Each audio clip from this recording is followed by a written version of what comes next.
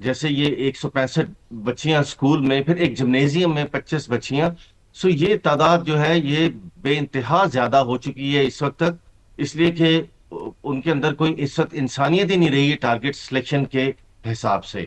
सो आपका जो सवाल था कि क्या कोई रूल्स, ऑब्वियसली जेनेवा कन्वेंशन के तहत एक बड़ी स्ट्रिक्ट एक रूल्स हैं कि किस तरह की टारगेटिंग करनी चाहिए, लेकिन आप अमेरिका और इसराइल से, इसराइल ने तो देखिए 60-70 हजार जो पैलेस्टीनियंस को किया था उनको शहीद, तो उसमें बच्चों और ख्वातीन की तादाद तो ज्यादा है। उन्होंने हम्म। हॉस्पिटल्स पे अटैक किया, ये तेहरान पे हॉस्पिटल्स पे अटैक कर रहे हैं, बाकी सारे शहरों में। अब आप बताएं हॉस्पिटल में जहां पे मरीज किस बिल्कुल। बुरी हालत में लेटे हों, तो शायद साहब उसमें जो इन अटैक वॉर हुआ होगा। क्राइम्स के लिए इनको इंसाफ के कटहरे में कैसे लाया जा सकता है, एक तो ये बात, दूसरी तरफ जाहिर है अब ये जंग प्रोलॉन्ग हो चुकी है, कहाँ जाता देख रहे हैं आप इस जंग को? सिवाय चंद रहनुमाओं के ईरान की तकरीबन तमाम क़यादत खत्म हो चुकी है इस वक्त। अब शहरी मुसलसल मारे जा रहे हैं, यानी कि सिविलियन, जैसे कि हम बात भी कर रहे हैं। अब क्या नजर आ रहा है आपको कि मिस्टर ट्रंप का बज़ाहिर कोई रोड मैप दिखाई देता है आपको? जाहिर है जी, मिस्टर ट्रम्प के रोल पे तो मैं अभी आऊंगा, और कांग्रेस इनके साथ अब जो कर रही है उनके इत्तेहादी, but I will tell you कि जब आपने कहा था कि क्यादत मारी जा चुकी है, दो तरह की जंगें होती हैं। एक होती है वॉर ऑफ सर्वाइवल और एक होती है वॉर ऑफ चॉइस। जो वॉर ऑफ सर्वाइवल होती है जो ईरान कर रहा है, इसमें जो सेवटी होता है वो लीडरशिप नहीं होती है, वो सिटीजन्स का नेशनलिज्म होता है। एक बड़े मशहूर थे यूनाइटेड स्टेट एयरफोर्स के कर्नल जॉन वार्डन, उन्होंने एक थ्योरी दी थी, 5 रिंग थ्योरी कहते हैं, जो गल्फ वॉर में अप्लाई हुई थी। उस थ्योरी के मुताबिक सेंटर में लीडरशिप होती है, उसके बाद फाइनेंशियल इंस्टीट्यूशन, फिर इंफ्रास्ट्रक्चर, फिर होते हुए जो मिलिट्री डिप्लॉयड होती है फील्ड में वो है। तो वो कह रहा है कि इस रिंग्स को इस हिसाब से हमें डिस्ट्रॉय करना चाहिए और सबसे पहले लीडरशिप को करना चाहिए। इन्होंने यही फिलॉसफी यहाँ अप्लाई करने की कोशिश की है, नॉट रियलाइजिंग कि ये वॉर ऑफ चॉइस नहीं थी ईरान में जिसमें लीडरशिप एलिमिनेट हो जाती तो खत्म हो जाता। वॉर ऑफ चॉइस है नेतन्याहू की और प्रेसिडेंट ट्रम्प की, यानी कि अगर उनकी लीडरशिप को मार दिया जाए तो ये जंग खत्म हो जाएगी, बिकॉज वो वॉर ऑफ चॉइस है। इन्होंने क्या किया, इन्होंने डिसेंट्रलाइज्ड अपनी कर दी थी कमांड स्ट्रक्चर ईरानियंस ने, बिकॉज इनको मालूम था कि सबसे पहले लीडरशिप हिट होगी। अब वो जो डिसेंट्रलाइज्ड लीडरशिप हो गई है और वो 4/5 लेयर तक चली गई है, उसमें यह है कि सारी डिसीजन मेकिंग और जॉइंट एफर्ट मुख्तलिफ लेयर्स और मुख्तलिफ, ये उन्होंने इसलिए किया था, उनको मालूम था कि डिसीजन जो हैं वो उसके बावजूद जिस तरह के डिसाइड हो चुके हैं वो लिए जाते रहे। ईरान को चूंकि बहुत ज्यादा डिस्ट्रक्शन का सामना है, इसलिए उन्होंने तो ये इस वक्त उनका डिसीजन ये है कि वो किसी किस्म के मुज़ाकरात नहीं करेंगे। प्रेसिडेंट ट्रंप ने एक फिर गलत बयान दिया है कि वो ईरानियन मुज़ाकरात चाह रहे हैं और वो नहीं करेंगे। ईरानियन ने बिल्कुल इस तरह की स्टेटमेंट नहीं दी। अली लरिजानी की अगर आप कल की स्टेटमेंट देख लें, वो बहुत ही सख्त स्टेटमेंट थी, जिस हालांकि ये एक जमाने में बिल्कुल। मॉडरेट समझे जाते थे जिन्होंने सारी न्यूक्लियर डील पे भी इन्हीं की निगोसिएशंस है, जी। लेकिन उन्होंने कहा है कि वो अमेरिकन और इसराइल को अब नहीं छोड़ेंगे और इस हम्म। जंग को अपने हाथमी इंजाम ये तक लेके बड़ा जाएंगे। स्ट्रॉन्ग स्टेटमेंट अगर था, उन्हें बिल्कुल शायद साहब, अली लारिजानी की जान से जो दिया गया था। और जब आपने अपनी गुफ्तगू का आगाज किया था तो डेफिनेटली ट्रंप इंतजामिया की अगर हम बात करें शायद साहब, जहां उनके अपने लोग भी अब तो सवाल उठा रहे हैं कि कोई क्लियर पॉलिसी नहीं है।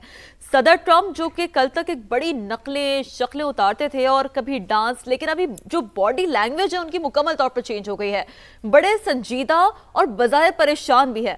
तो सबसे पहले एक रिपोर्ट दिखाते हैं और फिर डिस्कशन के सिलसिले को यहीं से आगे बढ़ाते हैं। मशरिक वस्ता की तपती रेत से उठने वाली कशीदगी की लहर जब वॉशिंगटन पहुंची तो लग रहा है जैसे इक्तदार के ऐवानों में भी खामोशी उतर। कल तक स्टेज पर शौखी से कह कह बखेरते थे, हाजरीन की तरफ आंख मारकर जुमला उछालते थे। अपनी तकारीर में मुखालफीन की नकल उतारने वाले डोनाल्ड ट्रंप अब कैमरे के सामने जरा बदले बदले नजर आते हैं। अल्फाज में एहतियात, लहजे में संजीदगी, चेहरे पर फिक्र की परछाई। डोनाल्ड ट्रंप की तो मुस्कुराहट भी किसी सोच के पर्दे में लिपटी नजर आती है। ट्रंप ने मशरिक वस्ता को आग में झोंक तो दिया, मगर हालात शायद बहुत कुछ उनके चेहरे पर लिख गए, तकरीब हो या मीडिया टॉक। डोनाल्ड ट्रंप के अंदाज में संजीदगी का वजन बढ़ चुका है। बॉडी लैंग्वेज में वो बेफिक्री नहीं, आंखों में किसी अनजाने इम्कान की परछाई सी है। कान के पीछे अजीब निशानात, चेहरे पर थकन के आसार और एक ऐसी खामोशी जो अल्फाज से ज्यादा बोल रही है। सवाल ये नहीं कि तकरीरों का लहजा क्यों बदल गया, सवाल ये है कि हालात किस करवट बैठेंगे। वक्त गवाह है, जंगे हमेशा नहीं रहती, मगर उनके साए बहुत देर तक साथ चलते हैं। शाहिद साहब, मैं आपकी जानिब आऊँगा। ट्रम्प के जो तासुरात हैं इस वक्त और जो सिचुएशन बन गई है, तो इस वक्त आप उनकी कंडीशन क्या देख रहे हैं? क्या वो ये सब कुछ एक्सपेक्ट नहीं कर रहे थे कि इस तरीके से ईरान की जानिब से एक जवाब दिया जाएगा जो इतना प्रोलॉन्ग भी होगा, फिर जंग इस तरीके से खत्ते में फैल भी जाएगी, और फिर साथ में अरब और जो खलीजी मुल्क हैं उनके किरदार को आप कैसे देख रहे हैं? ज़रा इस हवाले से भी बताइएगा। देखिए, ट्रम्प साहब की बॉडी लैंग्वेज तो चेंज होने के बहुत अपरेंट रीजंस हैं। 78% अमेरिकन जो हैं वो इस बिल्कुल वॉर के हामी नहीं है।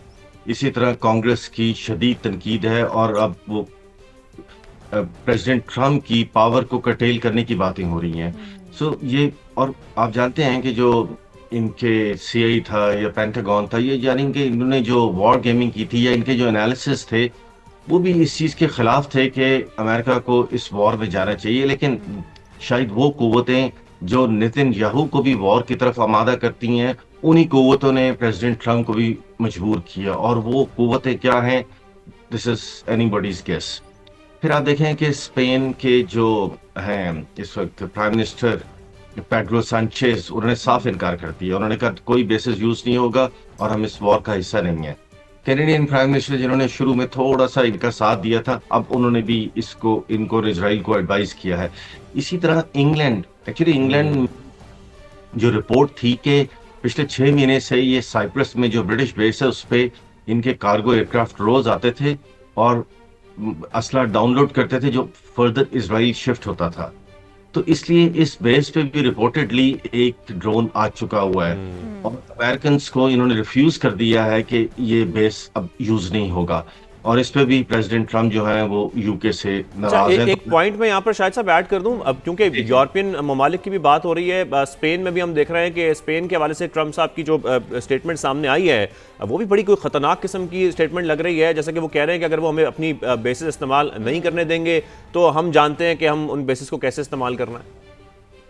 लेकिन मैं आपको एक और बड़ी इंटरेस्टिंग चीज बताऊं कि इस वक्त जो इनकी बहरिया है उसको जो इस वक्त लॉजिस्टिक स्टेशन बना हुआ है वो इंडिया ने प्रोवाइड किया है।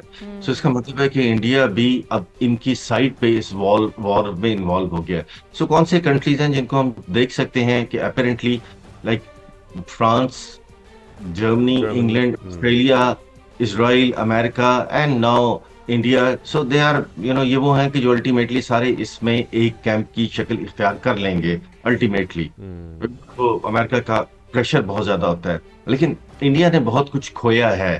पहले गदर की वॉर्स में, उसके बाद जो उसने पाकिस्तान के साथ एक झगड़ा मोल लिया, और उसके बाद उसका जो रोल इसमें रहा, स्पेशली मोदी साहब एक दिन पहले वहां रहे, यानी कि इंडिया अब वेस्ट एशिया में इररेलेवेंट हो चुका हुआ है।